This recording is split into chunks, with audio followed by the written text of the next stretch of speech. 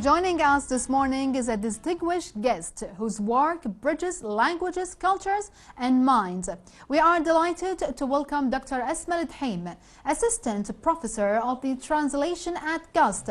Dr. Esma is passionate about the art and science of translation, a field that not only connects people around the world, but also preserves identity, culture, and understanding across all generations. With years of academic experience and a deep insight into language studies, she continues to inspire students and promote the vital role of the translation in today's globalized world. Today we will be talking about and with Dr. Esma about the importance of the translation in education and communication, how technology is transforming this field, and what it truly means to be a bridge between languages. So let's welcome with us Dr. Esma Al-Dhaim. Hello, good morning. Good morning to you too. Thank you for having me. You are most welcome. First of all, congratulations on the World Translation Day. We'd like to know what actually this day means to you. This is really a very important day for me personally and for all interpreters across the world and translators. It's not just a celebration, it's also a reminder to basically honor the invisible work of translators, because as everyone knows, translators are usually behind the scene. They're the heroes working out to translate books, to translate knowledge, even in like summit and political conferences in the United Nations, but they're usually their names are not really spoken or written. So this is one of the days that we actually honor this career and honor translators and interpreters across the world. Exactly. So what does it mean to you personally? Personally, it's actually a way to remind myself that I actually matter in this career, and that this career is actually a translator's job, an interpreter's job. It's a way to bridge culture. It's a way to bridge the world together. It's very personal to me, maybe, because in a way I have always been wanted to be an interpreter. I always wanted to be a translator. So to celebrate it and see that people actually celebrate me and my work is an amazing thing. It's a really amazing thing. Actually, let's talk about why do you think it's important to recognize the translators? Because one of the things that we always see is that translators have always worked behind the scene. Yeah. Without translators, we won't really have literature, we won't really have culture, we won't really have even technology and the knowledge of other societies. We won't even be able to do small things like traveling.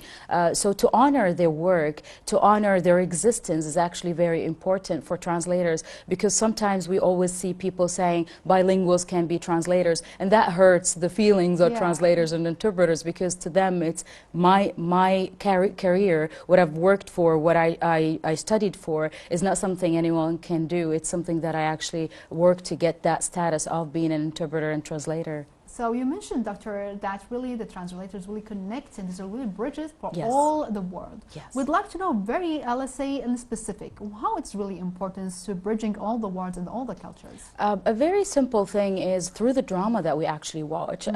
Culture, I always say culture is intertwined with language. If we watch any TV show, if we just have a literal translation without really knowing the culture or without really knowing translation and the right tools to translate this culture, the translation would be really meaningless. We won't really be able to convey the message correctly or the culture. And the important thing about culture is that each culture has its distinguished features, sometimes things that you cannot really translate. So it is the job of us as translators to find the best way to make it possible to translate it into the other language, and not just to translate it, but make it make sense and familiar to the audience as well. Exactly. Yeah. So it's obvious that, Doctor, you are really passionate about your job.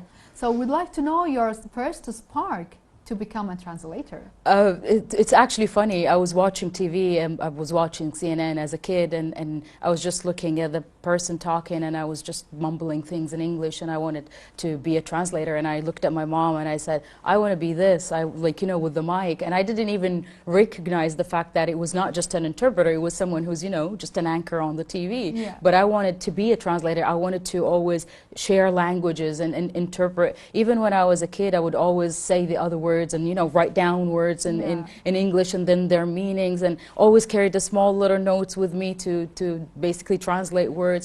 It was a passion that started with me, and it grew. And it grew. Actually, it was a self-taught in the beginning, and in passion actually it runs actually to what you are right now, doctor, translator, professional translator. Yeah. So of course, actually, you met so many challenges. Let's say you faced so many challenges as a translator. Would like to know about it. To be honest, translating culture and literature is way more harder than translating, let's say, scientific text or technology-related text. Because when it comes down to technology, it's a very straightforward text. There are terms and there are the meanings of those terms. But when you translate culture or when you translate literature, you have to be very much aware of that society or that culture. I mean, even here in Kuwait, we have words that might mean two different things because of the different generations. So it's also the idea of being able to be absorbed in that culture and being able to actually understand the culture. And one of the challenges is how to convey the meaning in another culture. Maybe a word that doesn't even exist in that culture. Maybe a context that doesn't even exist in that culture. And we have so many different examples, whether from our country and our region in Arab countries or in the Western societies. And sometimes that culture shock, it's very hard for a translator to basically convey. Especially actually the sense of humor. Yes. Yes. The US is different from UK, it's different from all, because maybe it's really the meaning, if you translate it perfectly, is going to be a really formal, let's say, sentence. So it's really a hard job.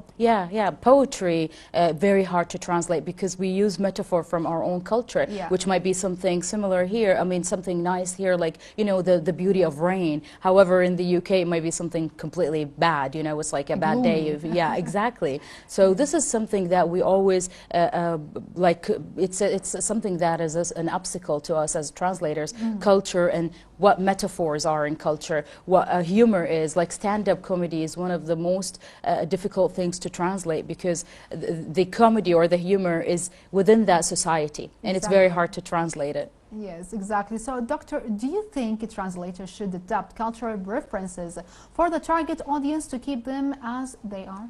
Sometimes it actually depends on the purpose of the translation. So if we are translating, let's say, poetry or humor, and the purpose is to show the culture, to showcase the culture that we are from and why we use these terminologies, or if it's a book, then we can have a footnote, we can explain, and that's like something we can do.